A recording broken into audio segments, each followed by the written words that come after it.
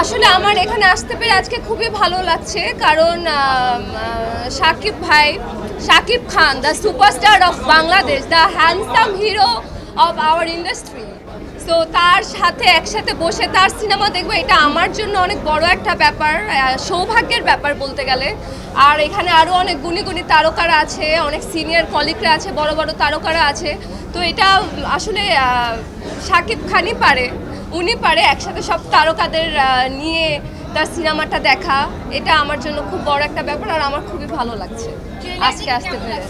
দরদের trailer আমি দেখেছি, অনন্য মামুন পরিচালিত। অনন্য মামুনের সাথে আমার প্রথম সিনেমা অস্তিত্ব, ছোটোবেলায় করেছিলাম আমি আর জোবান, আরফিন শুভ ছিল, তিশা আপু ছিল। সো অনন্য মামুনকে তো আমি ছোটোবেলা থেকেই, সে আমার one of the favourite director, তার কাজ আমি সবসময় দেখি। আর তার সাথে এখানে সাকিব খান আছে। আমার ট্রেলারটা খুব ভালো লেগেছে, অ্যান্ড ট্রেলারটা দেখে আমার প্রথম দিন থেকে আসার ইচ্ছা ছিল, বাট আজকে আসতে পেরে খুব ভালো লাগছে। আই হোপ সিনেমাটা, আই ডোন্ট নো, আমি জানি সিনেমাটা খুবই খুবই খুবই সুন্দর, জাস্ট দেখার জন্য ওয়েট করছি। শাকিব খান, শাকিব খান, শাকিব খান সুপারস্টার, তার সাথে বলিউড হলিউডের প্রত্যেকটা তারকায় কাজ করেছে। বলিউড থেকেও সে নায়িকা নিয়েছে, হলিউড থেকেও সে নায়িকা নিয়েছে, বাংলাদেশের সাথে সে কাজ করছে। হয়তো আমাদের একদিন টাইম আসবে, বাংলাদেশের সবাই ভালো করতে পারতাম, আমাকে নিলেও হয়তো আমি অনেক ভালো করতে পারতাম, বাট এটা তার চয়েস। অবশ্যই আমি কেন, আমার মনে হয় প্রত্যেকটা অভিনেত্রী শাকিব খানের সাথে কাজ করতে আগ্রহী হবে, কারণ সে একটা সুপারস্টার। তার সাথে কাজ করা, তার সাথে আমি বিগ স্ক্রিন শেয়ার করবো, it's a big deal for me. তাহলে আমি শাকিব খানকে বলবো যে শাকিব খানের আশেপাশে একটু চোখ দিতে হবে, কারণ বাংলাদেশে অনেক সুন্দর সুন্দর মেয়ে আছে, অনেক সুন্দর সুন্দর নায়িকা আছে। সে আসলে আমি যদি বলি, আমি দেখেছি সে অনেক মেয়েদেরকে নায়িকা বানিয়েছে, তার জন্য অনেক মেয়ের ক্যারিয়ার সে তৈরি করেছে। সো অবশ্যই সে করেছে, আর সে আরও করবে আমার কাছে মনে হয়।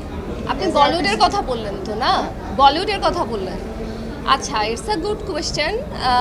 বাংলাদেশে আমাদের সাকিব খান আছে, যেমন বলিউডে বাংলাদেশে সাকিব খান আছে, বলিউডে যেমন শাহরুখ খান আছে, সালমান খান আছে, বাট ওখানে অপরচুনিটি বেশি, ওখানে প্রডিউসার্স বেশি, ওখানে প্রোডাকশন হাউস বেশি, ওখানে বিগ বিগ বাজেটের মুভি হয়, আর ওরা সবসময় রিস্ক নেয় নতুনদের সাথে কাজ করার জন্য। আমার কাছে মনে হয় বাংলাদেশে যে প্রডিউসার বা প্রোডাকশন হাউস, ওরা গদ বাঁধা একই মানুষজন নিয়ে কাজ করতে আগ্রহী। তো ওরা যদি নতুনদের চান্স না দেয়, বা নতুন একটা ছেলে একটা মেয়েদেরকে যদি বিগ প্রোডাকশন নিয়ে কাজ না করে, চান্স না দেয়, তাহলে কিভাবে নতুন স্টার তৈরি হবে, কিভাবে নতুন নায়ক নায়িকা তৈরি হবে?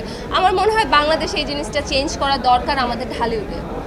সিন্ডিকেট, আমি তো নাটকের মানুষ, আমি তো নাটক করেছি, বাট আমি জানি নাটকে অনেক সিন্ডিকেট আছে, ঢালিউডে কি অনেক সিন্ডিকেট আছে? ওকে, আই ডিডন্ট নো দ্যাট।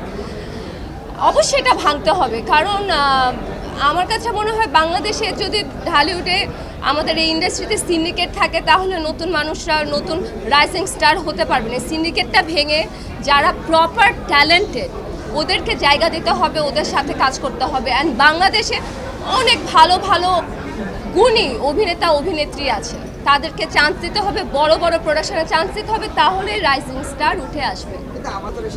ভাইয়া, এই যে কথাটা বললেন, এই সেম জিনিসটা আসলে প্রত্যেকটা জায়গাতেই হয়, বলিউডেও হয়, হলিউডেও হয়, কিন্তু ওরা কাজটাকে প্রাধান্য দেয় সবসময়। আমাদের ক্ষেত্রে আপনি যেটা বললেন যে ব্যক্তিগত রেষারেষি নিয়ে সবাই বেশি মাতামাতি করে, তো আমার কাছে মনে হয় ব্যক্তিগত personal life is personal life, and আমার professional life is professional life. দুইটা যদি এক করি, কোনোদিনই আমরা আগাতে পারবো না। তো আমার কাছে দুই ধরনের লাইফ আমি মেনটেন করি। বর্তমানে তো আমি নাটকে কাজ করছি, কিন্তু আমার অবশ্যই ইচ্ছা আছে বিগ স্ক্রিনে কাজ করার। আমি কাজ করেছিও, আমি 2টো সিনেমা করেছি, কিন্তু আমার ইচ্ছা আছে বড় বিগ প্রোডাকশন, আমি যেটা বললাম যে আরও ভালো কাজ করার, বিগ স্ক্রিনে কাজ করার। আমি চাই ওখান থেকে বের হয়ে বিগ স্ক্রিনে কাজ করতে। অফকোর্স অবশ্যই দরকার। শাকিব খানের মতো আরও যদি 5 জন বা আরও 10 জন থাকতো, বাংলাদেশ আজকে অনেক দূরে এগিয়ে যেত, আরও অনেক দূরে এগিয়ে যেত।